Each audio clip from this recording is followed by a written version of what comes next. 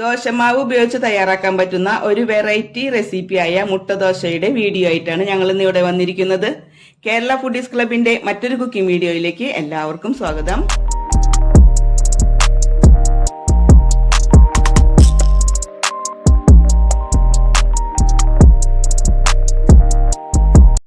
മുട്ട ദോശ ഉണ്ടാക്കുന്നതിന് ഞാനിവിടെ 2 കോഴിമുട്ട ഒരു ബൗളിലേക്ക് പൊട്ടിച്ചൊഴിച്ചിട്ടുണ്ട്.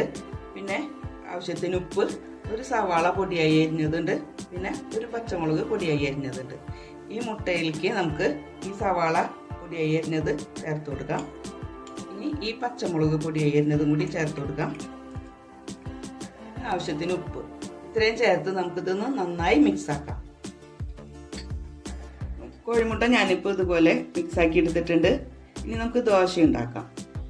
ദോശ ഉണ്ടാക്കുന്നതിന് ഞാനിവിടെ 1 കപ്പ് ദോശമാവാണ് എടുത്തിരിക്കുന്നത്. നമ്മൾ ഉഴുന്നും അരിയും കൂടി അരച്ചെടുത്ത് പുളിപ്പിച്ചെടുത്ത മാവാണ്. നമ്മൾ സാധാരണ ദോശ ഉണ്ടാക്കുന്ന പോലെയുള്ള ദോശമാവ് ഒരു കപ്പാണ് ഞാനിവിടെ എടുത്തിരിക്കുന്നത്.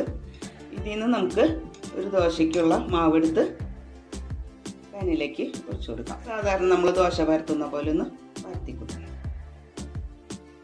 ദോശ ഒന്ന് പകുതി വേവാകുമ്പോൾ നമുക്ക് നേരത്തെ മിക്സാക്കി വെച്ച മുട്ടയുടെ കൂട്ട് ഒന്ന് ഇതിൻ്റെ മുകളിലേക്ക് ഒഴിച്ചു കൊടുക്കാം. മുട്ട ഒഴിച്ചതിന് ശേഷം നമുക്ക് കുറച്ച് തക്കാളി ചെറുതായി കട്ട് ചെയ്തത് ഇതിൻ്റെ മുകളിലേക്ക് ഒന്ന് ഇട്ട് കൊടുക്കാം. തക്കാളി ഇട്ടതിന് ശേഷം നമുക്ക് കുറച്ച് കറിവേപ്പില ചെറുതായി പൊടിയായി അരിഞ്ഞത് ഇട്ട് കൊടുക്കാം. മല്ലിയില ഉണ്ടെങ്കിൽ മല്ലിയില നമുക്ക് ഇതുപോലെ പൊടിയായി അരിഞ്ഞ് ഇട്ട് കൊടുക്കാം കേട്ടോ.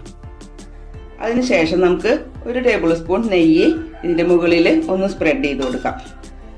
നമുക്കിത് മീഡിയം ഫ്ലെയിമിൽ ഇട്ടിട്ട് വേണം അത് തയ്യാറാക്കാനായിട്ട്. മുട്ട വെന്ത് കഴിയുമ്പോൾ നമുക്ക് സ്റ്റവ് ഓഫ് ആക്കിയിട്ട് ചട്ടിയിൽ നിന്ന് ദോശ മാറ്റാം. അങ്ങനെ നമ്മുടെ മുട്ട ദോശ ഇവിടെ റെഡിയായി വന്നിട്ടുണ്ട്. തേങ്ങ ചമ്മന്തി കൂട്ടിയിട്ട് നമുക്കിത് കഴിക്കാവുന്നതാണ്. കുട്ടികൾക്കൊക്കെ വളരെ ഇഷ്ടപ്പെടും. എല്ലാവരും ട്രൈ ചെയ്ത് നോക്കണം. ട്രൈ ചെയ്ത് നോക്കിയിട്ട് അഭിപ്രായങ്ങൾ കമൻ്റായിട്ട് രേഖപ്പെടുത്തുക.